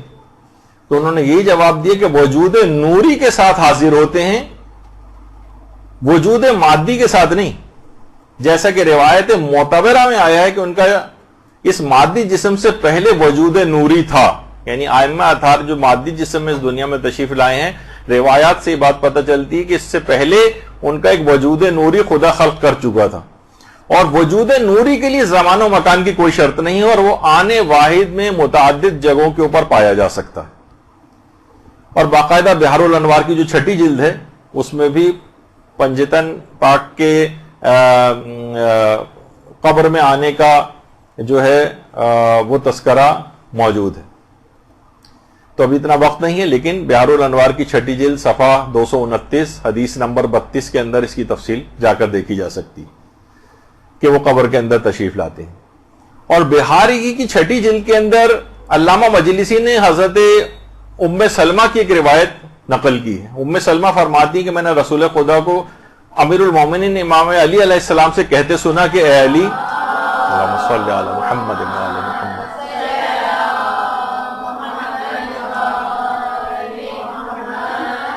کہ اے علی تمہارے محب 3 جگہوں پر خوشی پائیں گے. نمبر 1، جب ان کی روح قبض ہو رہی ہوگی تو آپ وہاں موجود ہوں گے. نمبر 2، جب قبر میں سوال و جواب ہوگا تو آپ ان کو تلقین کریں گے. جب ان سے سوال پوچھا جائے گا تو امیر المومنین جواب دیں گے کہ تم یہ جواب دو، یعنی سکھائیں گے. جب قبر میں سوال ہو جواب ہوگا تو آپ ان کی تلقین کریں گے، ان کو تلقین کریں گے. اور جب اعمال پوچھے جائیں گے قیامت میں تو آپ ان کو پہچانوائیں گے کہ یہ میرا ہے. تو ان 3 جگہوں پہ اے علی تمہارے محب خوشی پائیں گے. تو حضرت ام سلمہ کی اس روایت سے بھی پتہ چلا کہ قبض روح کے وقت یعنی جان کنی کی جب کیفیت ہے، جب گھر میں ہو، ہسپتال میں ہو، کسی بھی جگہ انسان کی ڈیتھ ہوتی ہے تو امیر المومنین اس وقت حالت احتضار میں ان کا آنا، اور قبر میں سوال و جواب کے وقت ان کا آنا، اور جب اعمال کا باقاعدہ پوچھا جانے لگے گا قیامت میں اس وقت وہ پہچان کرائیں گے کہ یہ میرا محب ہے. تو پھر اور روایات کے اندر بھی یہ بات آئی ہے کہ امام صادق علیہ السلام سے پوچھا گیا، اللہم صلی علی محمد و آل محمد،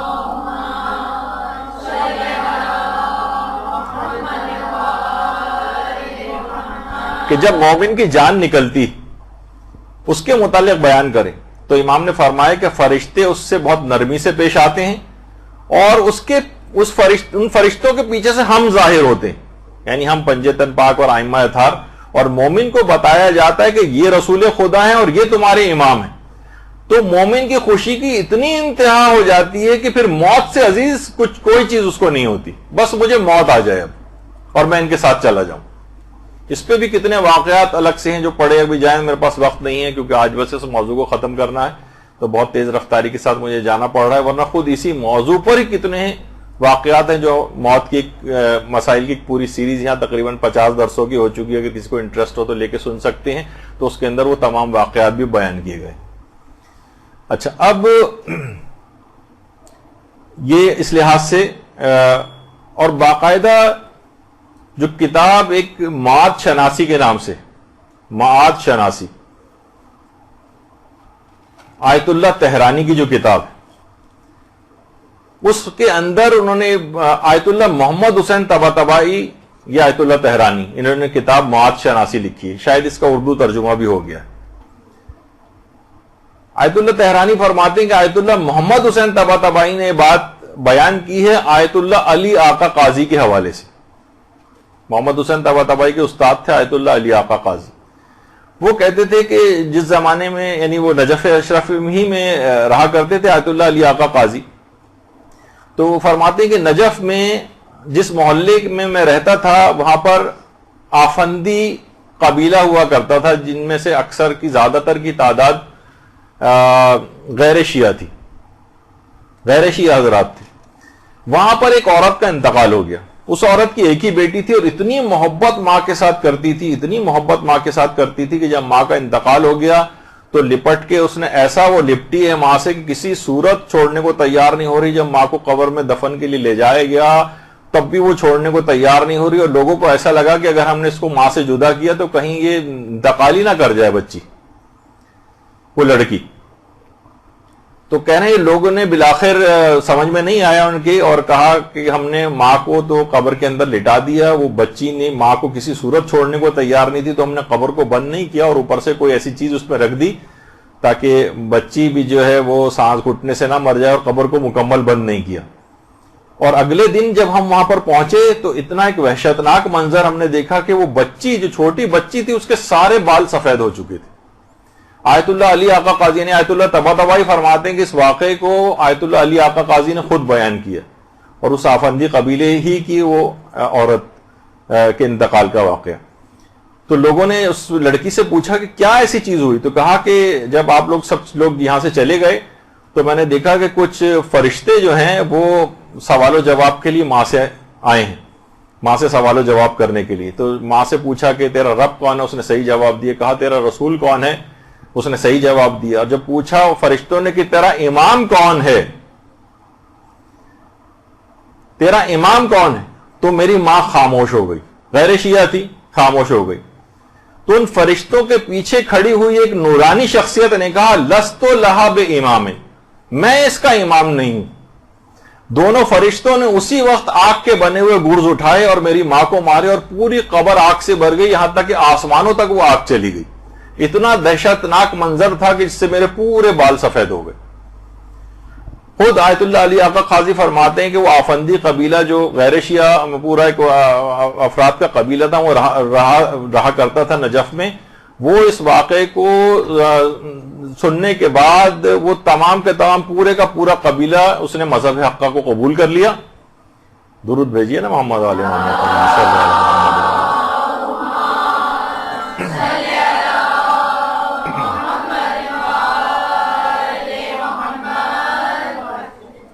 تو کتنی کثیر تعداد میں اس طرح کی روایات ملتی ہیں کہ امیر المومنین کا قبر کے اندر آنا اور حالت احتضار میں آنا یا ائمہ معصومین کا مجالس اعزاء کے اندر آنا، اس میں کوئی مسئلہ نہیں ہے اس عقیدے کو رکھنے میں. کتنے واقعات اس کے شاہد ہیں. اور باقاعدہ کامل الزیارات میں بھی ہے اور بحر الانوار کی بھی 44ویں جلد میں بھی ہے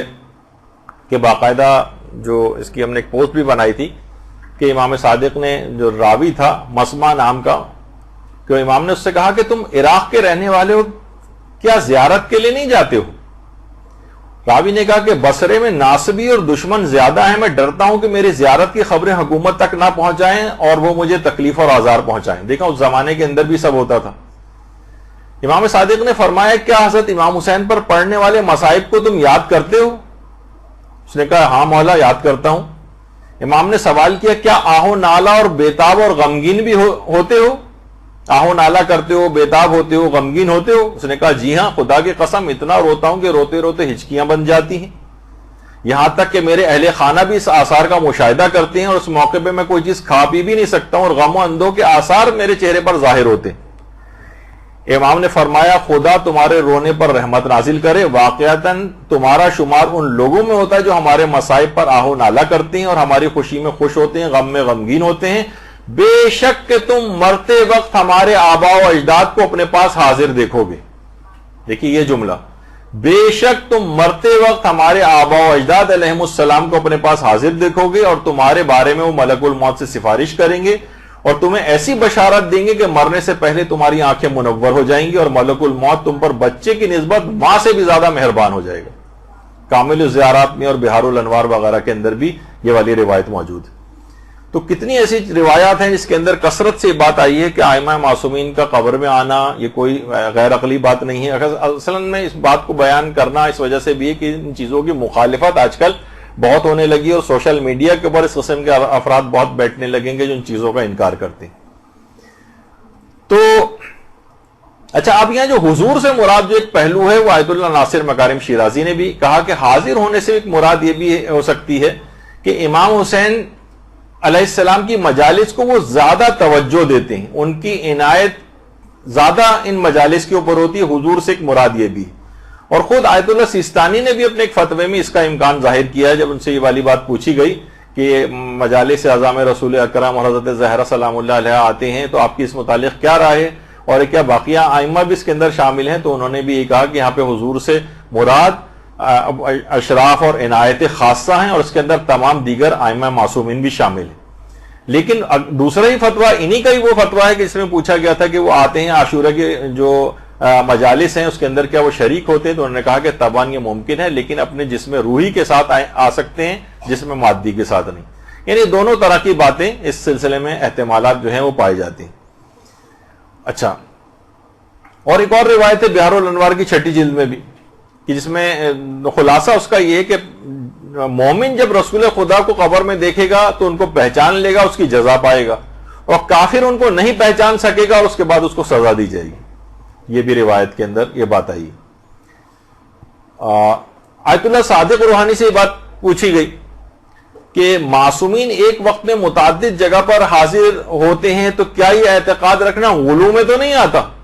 بہت سے لوگ آج کل کہنے لیں گے یہ تو غلو ہے، یہ تو غالی ہو گیا ہے اگر کوئی اس قسم کا نظریہ رکھتا ہے۔ دیکھیے بہت سے لوگوں نے آج کل غلو اور تقصیر کی سٹیمپس بنوائی ہوئی، تم غالی ہو فوراً سٹیمپ لگا دی، تم مقصر ہو فوراً سٹیمپ لگا دی۔ تو انہوں نے جواب دیا کہ وہ جس میں مثالی اور نوری کے ساتھ آنے واحد میں متعدد جگہوں پر حاضر ہو سکتے ہیں، یہ بات نہ صرف ممکن ہے بلکہ امر واقع ہے۔ یعنی کہا کہ یہ امر ممکن ہے بل واقع، بلکہ یہ ایسا ہوتا ہے، ایسا ہوتا ہے۔ اور باقاعدہ ایک روایت ہے، ثمرات الاعواد جو کتاب ہے، بہت مشہور کتاب ہے، اور خطیب علی ابن الحسین الہاشمی جنہوں نے ایک کتاب لکھی، انہوں نے اس کے اندر ایک حدیث لکھی۔ حدیث تفصیلی ہے، بہرحال اس میں فضائل ایک راوی ہیں، وہ کہتے ہیں کہ گھر میں نے مجلس عزا برپا کی تھی اور اس کی اطلاع میں نے چھٹے امام کو نہیں دی تھی۔ تو جب میں امام کے پاس ملنے گیا، مولا نے مجھ سے پوچھا کہ کل تم کہاں تھے؟ دیکھو مجھ سے کچھ چیز چھپانا نہیں، تم نے کل اپنے گھر پہ مجلس عزا منعقد کی تھی، میں بھی تمہاری اس مجلس میں حاضر تھا۔ کہا کہ مولا آپ کہاں بیٹھے ہوئے تھے؟ کہا میں بالکل باہر دروازے کے پاس بیٹھا ہوا تھا۔ تو راوی نے فضیل نے کہا کہ مولا آپ صدر مجلس میں کیوں نہیں بیٹھے ہوئے تھے؟ صدر مجلس میں یعنی مجلس کے درمیان میں بیٹھتے، آپ دروازے کے باہر بیٹھے ہوئے ہیں۔ تو فقال الصادق علیہ السلام، امام صادق نے فرمایا کانت جدتی فاطمہ بصدر المجلس جالستن، میں کیا کرتا کہ میری جدہ فاطمہ زہرا سلام اللہ علیہ وہ صدر مجلس کے اندر بیٹھی ہوئی تھی، تو میں ان کے اجلال اور تعظیم کی وجہ سے اندر داخل نہیں ہوا اور دروازے کے باہر بیٹھ گیا۔ یعنی خود حضرت زہرا مجلس عزا کے اندر آئی ہوئی تھی۔ تو باقاعدہ یہ اور پھر یہ بھی انہوں نے کہا کہ حضرت فاطمہ زہرا سلام اللہ علیہ اپنے بیٹے حسین کے لیے جو مجلس عزا منعقد ہوتی ہے ہر مجلس عزا میں حاضر ہوتی ہیں۔ یہ باقاعدہ اس کا جملہ ہے، فی کل عزا، ہر مجلس عزا کے اندر ہماری جدہ فاطمہ زہرا اپنے بیٹے کی جو بھی مجلس عزا منعقد ہوتی ہے ہر مجلس عزا میں حاضر ہوتی۔ باقاعدہ ثمرات الاعواد جو کتاب ہے علی ابن الحسین الہاشمی کی، باقاعدہ اس کے اندر یہ روایت موجود ہے کہ امام نے فرمایا میں دروازے کے باہر اس وجہ سے بیٹھا ہوا تھا اپنی جدہ کے اجلال کی وجہ سے کہ صدر مجلس میں تو وہ بیٹھی ہوئی تھی، اس کا مطلب ہے کہ ان کا آنا اس لحاظ سے ثابت ہے۔ اچھا، اب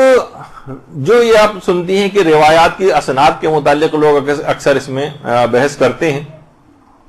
تو آیت اللہ ناصر مکارم شیرازی سے بھی جب یہ بات پوچھی گئی تو انہوں نے کہا کہ اگر ہم قانونی طور پر جو اس کے اصول اور قواعد ہیں اس کے تحت دیکھیں تو معتبر کتابوں میں زیادہ اس سلسلے میں فرماتے ہیں کہ روایت نہیں ہے، لیکن بعض مومنین اور اہل بیت کے ماننے والوں نے کچھ مطالب نقل کیے جو امام حسین کی مجلس عزا میں اہل بیت کے آنے پر دلالت کرتی ہیں، اگرچہ مستند دلیل کے عنوان سے ان پر تکیہ نہیں کیا جا سکتا۔ اچھا، اب اس کے اندر یہ جو مسئلہ ہے کہ اس میں آئمہ کے فضائل کی روایات میں سند اتنی چیک نہیں کی جاتی، تو اس کی وجہ آیت اللہ محمد علی گرامی نے بہت اچھی بتائی ہے، آپ کہ اس کے لیے بھی ہے، باقاعدہ ان کی کتاب ہے لولا فاطمہ لما خلقتکما، اس میں باقاعدہ انہوں نے نقل کیا ہے کہ اس طرح کے جو معجزات ہیں، دیکھیے بہت اہم بات ہے، معجزات کی روایات کے متعلق انہوں نے فرمایا اس جیسی روایات کو جو معصومین کے بارے میں خاص مقامات سے متعلق ہے،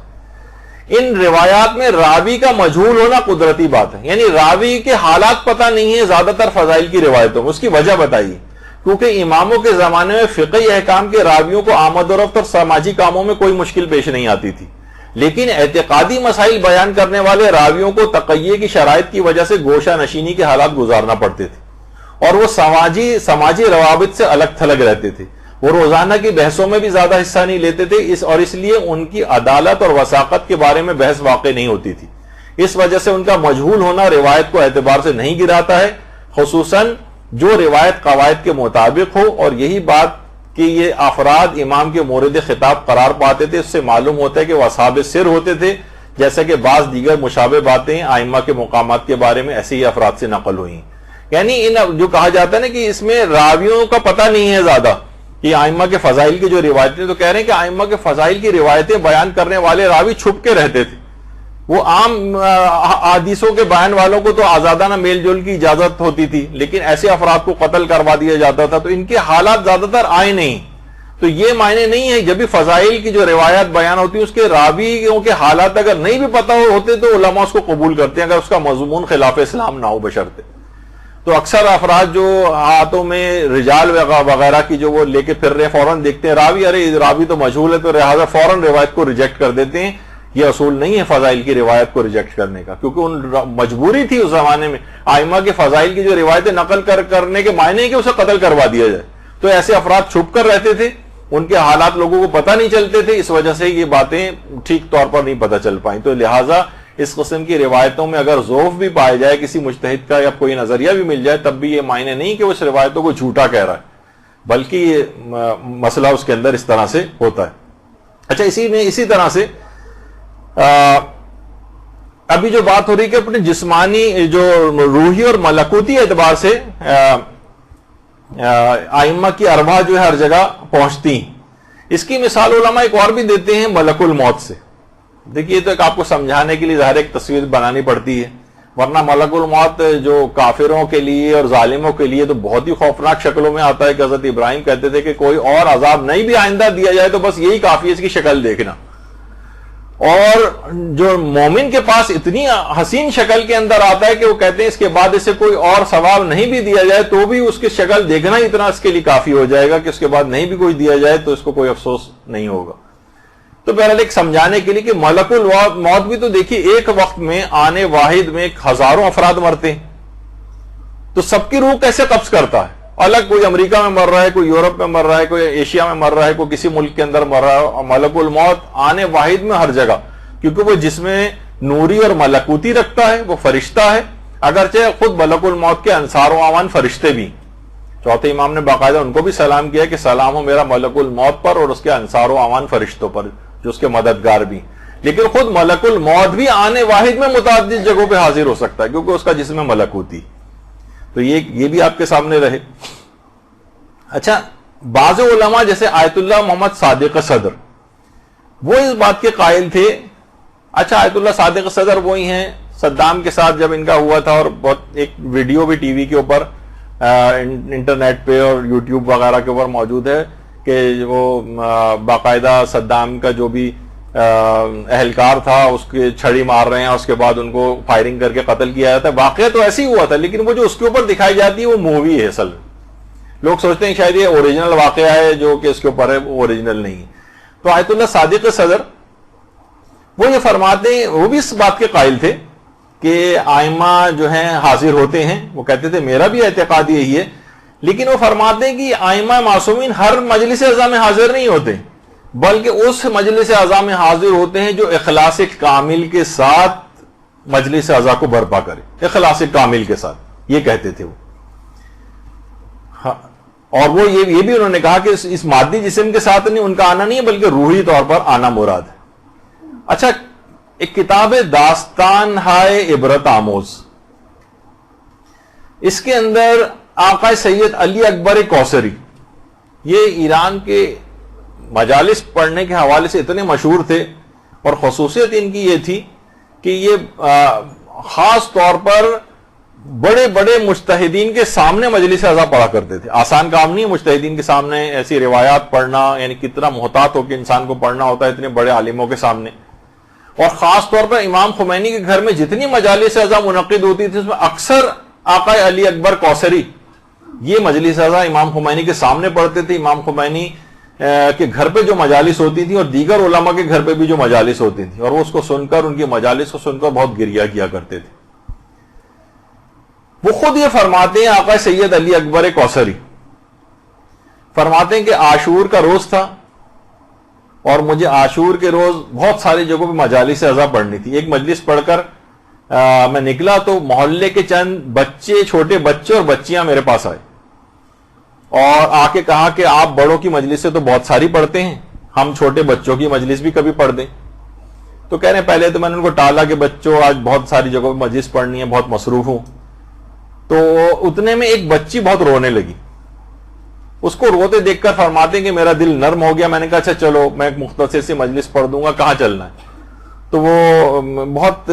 پسماندہ قسم کا ایک علاقہ تھا، وہاں بچوں کے ساتھ میں گیا. ٹوٹے پھوٹے سے گھر بنے ہوئے تھے، ایک مختصر سی جگہ تھی، بہت سارے بچے وہاں پر بیٹھے ہوئے تھے. پہلے سے انہوں نے انعقاد کیا ہوا تھا کہ ہم یہاں پہ ایک بچوں کی مجلس منعقد کریں گے. تو بچے بھی زمین پر بیٹھے ہوئے تھے، تو میں بھی وہیں کچی زمین کے اوپر میں بھی بیٹھ گیا ان کے ساتھ جا کر. اور میں نے وہاں پر کچھ فضائل پڑھے، مختصر سے مصائب پڑھے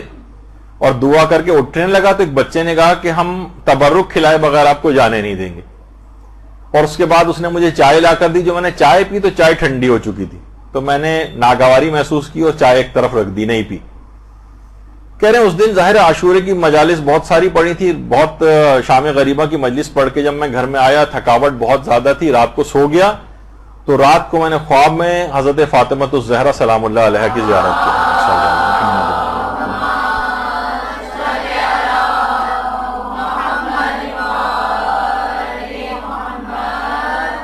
اور فرمایا حضرت زہرا نے کہ آج کے دن تمہاری کوئی مجلس قبول نہیں ہوئی ہے سوائے بچوں کی اس مجلس کی. تو گھبرا گئے کہ شہزادی ایسی مجھ سے کیا خطا ہو گئی کہ میری وہ مجلس قبول نہیں ہوئی. کہا تمہارے بڑوں کی مجالس میں اخلاص نہیں تھا، لیکن بچوں کے کچے مکان کی مجلس کو ہم نے قبول کر لیا اور میں خود وہاں موجود تھی. آقا علی اکبر کوثری فرماتے ہیں، ان کا الفاظ ہیں کہ حضرت زہرا نے کہا میں اس خود مجلس میں وہاں موجود تھی. البتہ تم سے ایک شکوہ اور یہ بھی ہے کہ وہ جو چائے تم نے رد کی تھی وہ ہم نے خود تیار کی تھی. اللہم صلی علی محمد وعلی محمد.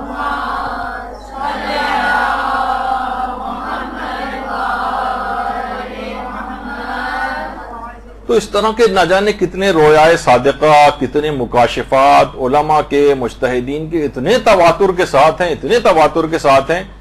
کہ آپ درسوں پہ درس رکھتی چلے جائیں، یعنی ختم نہیں ہوں گے، اتنے زیادہ وہ واقعات پائے جاتے ہیں. تو یہ جسم ملکوتی اور نورانی کے ساتھ ایک ہی وقت میں دنیا کے مختلف جگہوں پر ہر مجلس کے اندر حاضر ہو سکتے ہیں. اور اس کی مثال ایک علماء دیتے ہیں، اس طرح سورج جب طلوع ہوتا ہے تو دنیا کے کتنے ہی ممالک کے اندر اور بر اعظموں میں اس کی کرنیں ایک ساتھ پہنچ رہی ہوتی ہیں. یعنی سورج ایک ہی ہے لیکن ہر جگہ پر موجود ہے.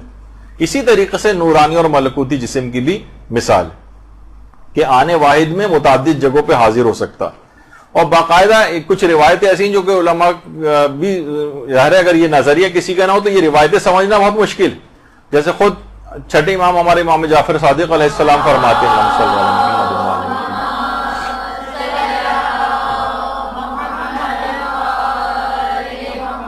کہ ایک دن حضرت ام سلمہ روتی ہوئی نیند سے بیدار ہوئی. آپ سے پوچھا گیا کہ کیا ہوا ہے؟ فرمایا میرے بیٹے حسین شہید ہو گئے.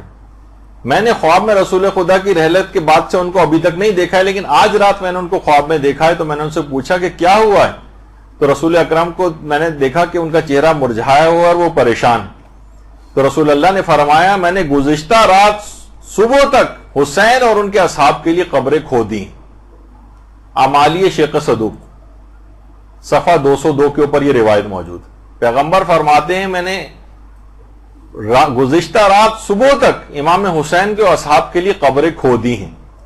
اچھا بہت سی چیزیں واقعتاً انسان کو سمجھ میں نہیں آتی، لیکن اسی بات کو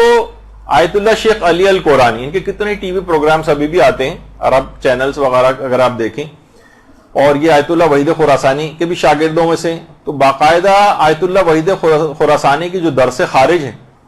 ان کی جو تقریرات ہیں، وہ الحق المبین کتاب جو ہے، الحق المبین فی معرفت المعصومین علیہم السلام،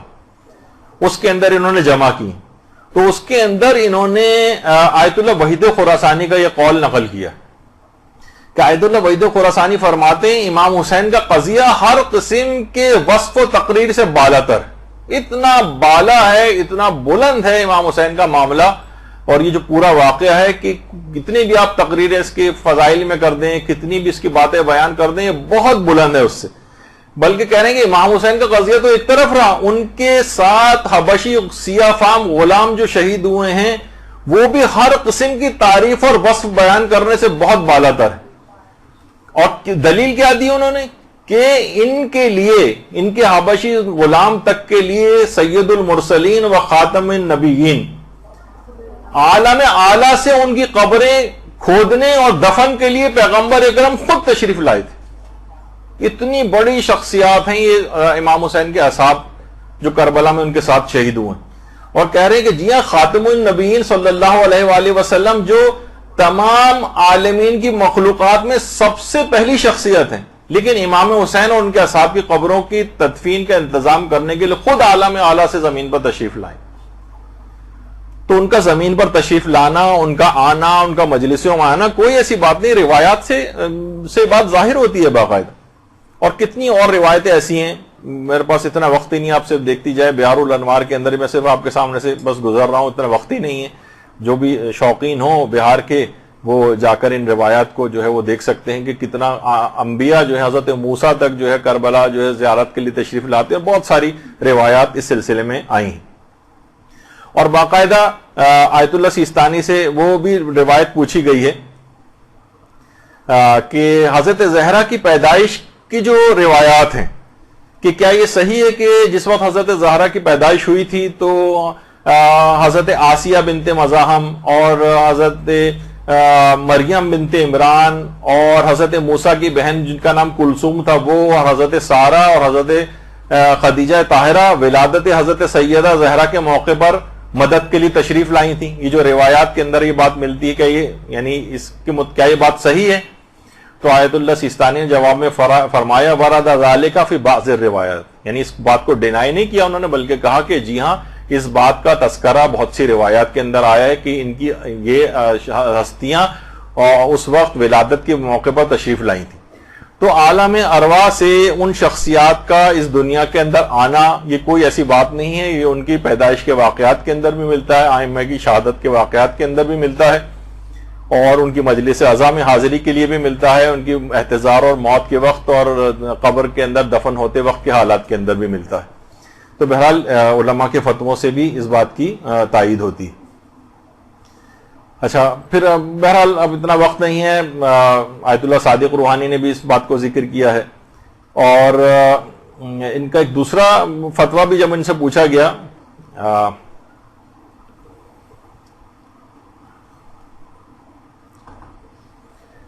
اچھا اب ایک چیز اور بھی ہے کہ اگر کوئی خطیب 100% اس بات کو یقینی طور پر بتائے، جیسے کہ اکثر جگہوں میں میں نے سنا ہے کہ اعلان ہونے لگتا ہے اب سب لوگ خاموش ہو جاؤ، حضرت زہرا آ گئی ہیں اور امام حسین تشریف لے آئے ہیں اور امیر المومنین آ گئے ہیں اور رسول اللہ آ گئے ہیں، اس طرح کے اعلانات ہونے لگتے ہیں۔ تو مجتہدین سے یہ بات باقاعدہ استفتاء کے اندر بھی پوچھی گئی کہ بہت سے روزہ خوان اس طرح سے آ کر کہنے لگتے ہیں، تو علماء نے بہت سارے مجتہدین سے پوچھا گیا، تو آیت اللہ فاضل لنکرانی نے کہا کہ نہیں، یہ بات صحیح نہیں، اس طرح سے نہیں کہنا چاہیے ان کو، اور آیت اللہ سیستانی نے بھی فرمایا کہ چونین کا علاماتی اعتبار نہ دارد، ان کے اس طرح کے جملے کہنے کا کوئی اعتبار نہیں۔ اچھا، آیت اللہ صافی گل پائیگانی نے کہا کہ اگر اظہار امیدواری کے طور پر ایسا کہہ رہے ہوں تو صحیح ہے، ورنہ صحیح نہیں۔ اور آیت اللہ بہجت نے بھی کہا کہ غالباً ان کی مراد یہ ہوتی ہوگی کہ مجلس اعظم میں تشریف لائے ہوں گے۔ بہرحال 100% ہی کوئی یقین سے نہیں کہہ سکتا نا، اور یہ جملے نہیں کہنے چاہیے کہ آ گئے ہیں، یہ آپ نے کیسے کہہ دیا، یعنی یہ کوئی شخص اس طرح سے نہیں بتا سکتا، امکان ظاہر ہو سکتا ہے، اور جیسے کہ روایت میں ہے کہ وہ آئے ہوں گے اس طرح کی بات کہی جا سکتی ہے، لیکن آ گئے ہیں تاکہ ان کی مجلس میں زیادہ لوگوں کو بہرحال ایک جھوٹ بول کر یا جس بات کا آپ کو علم نہیں اس کا اظہار کر کے تو نہیں کہی جا سکتی، تو ایسی چیزوں کو ڈینائی کیا جائے گا، لیکن اس بات کا امکان موجود ہے کہ وہ ان مجالس رضا کے اندر تشریف لائی ہوں گی۔ اچھا، اب ایک بات اور اس کے اندر کہہ دی جائے، وہ یہ ہے کہ اگر واقعتاً اس بات کا عقیدہ، جیسے کہ آپ نے دیکھا کہ اگر یہ عقیدہ لوگوں کا ہے کہ وہ آتی ہیں یا آ سکتی ہیں، تو پھر تو کتنی زیادہ احتیاط کرنی پڑے گی، کتنا اپنے اس گھر کو اس قابل بنانا پڑے گا کہ وہ آ سکیں، کمال اخلاص کتنا حاصل کرنا پڑے گا اس مجلس کے لیے، ورنہ اب اپنی بہتہ کے اپنی وضاقتہ بھی درست کرنی پڑے گی۔ مرد حضرات کے متعلق روایت میں ملتا نہیں کہ پیغمبر کے پاس جب داڑھی منڈے ہوئے افراد آتے تھے تو پیغمبر اپنے رخ کو موڑ لیتے تھے، چہرہ پھیر لیتے تھے، پیغمبر دیکھنا پسند نہیں کرتے تھے ان کو اگر داڑھی مونڈی ہوتی تھی۔ اور اسی طریقے سے عورتیں اگر بے پردہ ہیں، حجاب مکمل نہیں ہے، فیشنیبل لباسوں کے اندر جو ہے وہ آ رہے ہیں، اس کا تقدس خراب کیا ہوا ہے، تو اب آپ خود سوچیں کہ اگر آپ کا یہ اعتقاد ہے تو آپ کو کتنی احتیاط کرنی پڑے گی اپنے حلیوں کو درست کرنے میں، اپنی وضاقتہ کو اسلامی کرنے میں، نیتوں کی کتنی اصلاح کرنی پڑے گی، ریاکاری نہ ہو۔ عورتوں کی مجالس میں سننے میں زیادہ آتا ہے عدلے کا بدلہ ٹائپ کا جو ہوتا ہے کہ اگر ہم ان کے یہاں نہیں جائیں گے تو وہ ہمارے یہاں نہیں آئیں گی، اس وجہ سے مجلس اعضا سننے کی اتنی نیت نہیں ہوتی کہ جتنی اس بات کی ہوتی ہے کہ کہیں وہ ہم نہیں گئے تو وہ نہ آئیں۔ تو یہ غیر الہی جتنی نیتیں ان کو نکالیے، نیتوں کی اصلاح، ذاکر اور ذاکرہ کے لحاظ سے کتنی زیادہ آپ لوگوں کی ذمہ داری ہو جائے گی، یعنی ذاکر اور ذاکرہ ایسے کو بلائیں، مثلا کسی ذاکر کو بلا رہے ہیں، نوح خان کو بلائیں جس کے متعلق کہا جاتا ہے نا شکل سے عزادار لگے اداکار نہ لگے، یعنی وہ حضرت زہرا اور ائمہ معصومین کا آنا ممکن ہے اس مجلس کے اندر۔ اچھا، مجلس ایسی ہونی چاہیے کہ اس میں جھوٹے مضامین نہ ہوں، خاص طور پہ مصائب کے اندر۔ مصائب کے اندر تو علماء کہتے ہیں کہ اگر کوئی شخص جھوٹے مصائب بیان کرتا ہے تو گویا وہ اس بات کو چاہتا ہے کہ یہ مصیبت بھی ان کے اوپر آنی چاہیے تھی، یعنی تم جو خود سے جھوٹے مصائب ان کے سر منسوب کر کے بیان کر رہے ہو جبکہ وہ روایتوں میں نہیں پائے جاتے، تو گویا تم اس بات کی خواہش رکھتے ہو کہ یہ بھی ان کے اوپر ہوتے، یعنی اچھا چیزیں جو ہیں وہ صحیح بیان کی جائیں، یعنی زبان حال کو زبان قال نہ بنایا جائے۔ تو بہرحال اب اس طرح کی من گھڑت چیزیں، اگر کوئی صرف زبانی اعتقاد رکھتا ہے، یہ سب چیزیں پورا نہیں کر رہا، تو اس کا مطلب ہے کہ وہ زبانی صرف اس نے عقیدہ رکھا ہوا، اصلاً اس کا عقیدہ نہیں ہے کہ امام وغیرہ اس مجلس کے اندر آتی۔ اچھا، ایک چیز اور بھی ہے، یہ اگرچہ موضوع سے تو خارج ہے کیونکہ بہت ہی تفصیلی پہلو ہیں اس بات کے اندر کہ کیا معصومین حاضر و ناظر ہیں۔ دو اوقات لوگ اللہ سے ان کا کمپیریزن کرنے لگتے ہیں، جس طرح اللہ حاضر و ناظر ہر جگہ پر ہے، تو دیکھیں حاضر و ناظر کی جو بحث ہے نا، یہ ملا دی جاتی ہے آپس میں، یہ دو الگ الگ بحثیں۔ حاضر ہونا ہر جگہ، آنے واحد میں ہر وقت ائمہ ہر جگہ حاضر ہیں، اللہ کی طرح سے ایسا نہیں۔ ہاں، وہ البتہ جب چاہیں ناظر ہو سکتے ہیں، مثلا ادنا سی توجہ نفس کریں گے انہیں فوراً اللہ اس چیز کا علم عطا فرما دیتا ہے۔ اور یہ مختلف روایات کے اندر آیت اللہ ناصر مکارم شیرازی سے بھی پوچھا گیا یہ بات، تو انہوں نے کہا اگر وہ کسی چیز سے جب بھی مطلع ہونا چاہتے ہیں خدا کے حکم سے فوراً مطلع ہو جاتے ہیں، تو وہ کوئی مسئلہ نہیں، یعنی فوراً وہ اچھا ناظر ہونا تو آپ بھی کتنی چیزوں پر ناظر ہو، ایک وقت میں اگر 10 ٹی وی مختلف ممالک کے چینل بدل کے آپ کتنی جگہوں پہ ایک ہی وقت میں ناظر ہو جاتی ہیں، ہر جگہ آپ دیکھ لیتی ہیں۔ کمپیوٹر جو ہے لاکھوں کروڑوں ویب سائٹس میں ڈھونڈ کے چیزیں نکال کے آپ کے سامنے دیکھ کر سرچ کرتا ہے، فوراً نکال کے دے دیتا ہے، تو مشینوں کے اندر بھی ہونے لگا۔ البتہ ہر جگہ خدا کی طرح سے حاضر ہونا یہ نہیں ہے ائمہ اطہار کے لیے، البتہ وہ ناظر ہو سکتے ہیں جب بھی اطلاع، اور جس جگہ پہ بھی چاہیں آنے واحد میں متعدد جگہوں پہ حاضر بھی ہو سکتے ہیں۔ تو اللہ سے کوئی کمپیریزن نہیں کرنا چاہیے، وہ مخلوق ہی ہیں، اللہ خالق ہی ہے، ان دونوں کو آپس میں ملانا نہیں چاہیے۔ اچھا، اور بہت سی چیزیں ملتی بھی ہیں، قرآن کی آیات بھی ہیں سلسلے میں کہ تم لوگ عمل کرو فَسَيَرَى اللَّهُ عَمَلَكُمْ، اللہ تمہارے اعمال کو دیکھے گا، وَرَسُولُهُ، اور رسول اعمال کو دیکھیں گے، وَالْمُؤْمِنُونَ، اور مومنین تمہارے اعمال کو دیکھیں گے۔ اس کا مطلب کچھ مومنین ایسے ہیں کہ تم جو اعمال کرو گے وہ اس کے اوپر ناظر ہیں اور دیکھتے ہیں۔ جب یہ آیت اللہ بہجت کہتے تھے ابھی تمہارا جملہ منہ سے نکلتا بھی نہیں ہے کہ وہ امام زمانہ تک پہنچ جاتا ہے۔